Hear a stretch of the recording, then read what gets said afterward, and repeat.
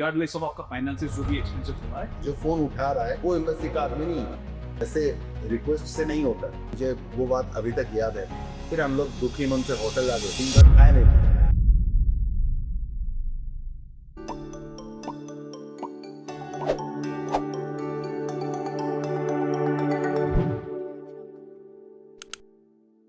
तो बहुत ज्यादा एफर्ट और टाइमिंग का वेस्ट हुआ है एंड एक साल उनका बर्बाद हुआ, which is a major factor।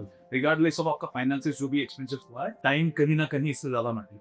तो ये सारे प्रोसेस में आपको कलिंग यूरो ने कैसे असिस्ट किया? क्या जर्नी स्मूथ था? वीजा एनरोलमेंट सारे कुछ प्रोसेस का क्या क्या चीजें हैं जो कवर हुए हैं आपके वीजा इंटरव्यू में, डॉक्यूमेंटेशन में? ओवरऑल आपका एक्सपीरियंस कैसा था वो पार्ट में, एग्जाम क्लियर होने के बाद के बाद? एक्चुअली आप जैसा पूछा कि ये जर्नी स्मूथ नहीं था। डॉक्यूमेंटेशन का बारे में जो वादा कलिंगो ने किया था वो सारे बहुत अच्छे से किए, लेकिन वीजा प्रोसीड्यूर में कुछ इशू था।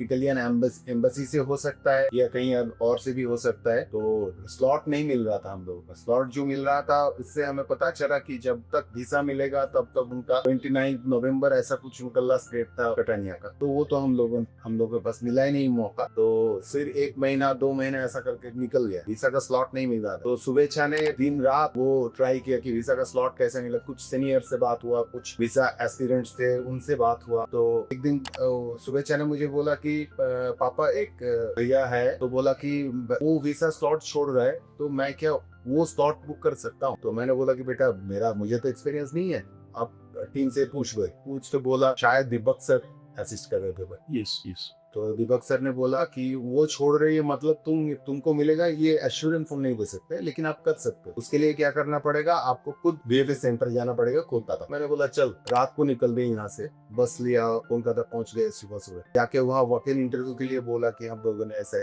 स्लॉट एक बंदे ने छोड़ा है, तो उसका जो स्लॉट है वो हमें अगर मिल जाए तो अच्छा होगा, क्योंकि हमारा कैटानिया यूनिवर्सिटी का पीछे छूट रहा है। तो बोला कि ऐसे नहीं मिलता है, ऐसे स्लॉट नहीं मिलता है। ये स्लॉट तभी मिलेगा जब आपको एम्बेसी से कुछ मेल मिलेगा। तो हम लोग दुखी हो गए, बाप बेटी बैठे को क्या करें। तो सारे डॉक्यूमेंट्स लेके दीपक सर को बोला कि सर नहीं मिल रहा। तो बोला कि आप एक काम करो, टोटल एम्बेसी को मेल कर। एम्बेसी को मेल किया, एम्बेसी का नंबर वहां से लिया, फिर नंबर पे फोन किए। तो उनका जो फोन उठा रहा है वो एम्बेसी का आदमी नहीं, वो रिसेप्शनिस्ट वगैरह है। तो उनको बोला गया कि ऐसा प्रॉब्लम है, हम लोग बात करना चाहते हैं एम्बेसी से।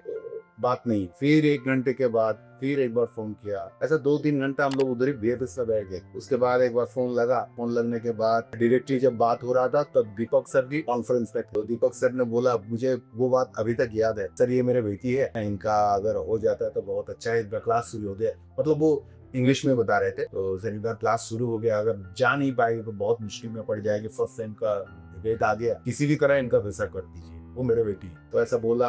तो बोला कि नहीं होगा, ऐसे रिक्वेस्ट से नहीं होता। कभी छोड़ दिया। फिर हम लोग दुखी मन से होटल आ गए। दिन भर खाए नहीं, 2-3 बज गए, रास्ते में कुछ खाया और आके सो गए। फिर शाम को उनके पास मेल आया कि आपका walk in interview next day मिलती। तुरंत दीपक को फोन किया, दुबे जी को फोन किया, बोला कि चलो आप जाना, इतना परिश्रम आपने किया, इतना एफर्ट दिया, तो उसका कुछ तो काम हुआ।